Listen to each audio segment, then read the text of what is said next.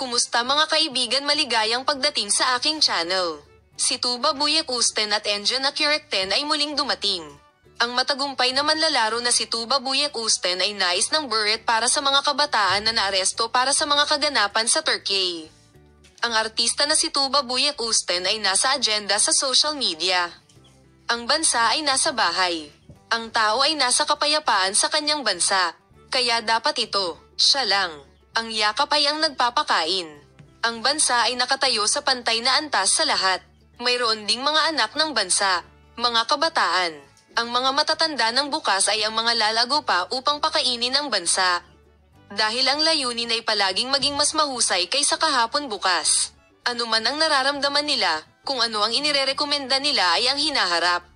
Sa makatuwid, ang mga bata ay dapat pakinggan, sa mga kabataan ay dapat pakinggan ng mabuti.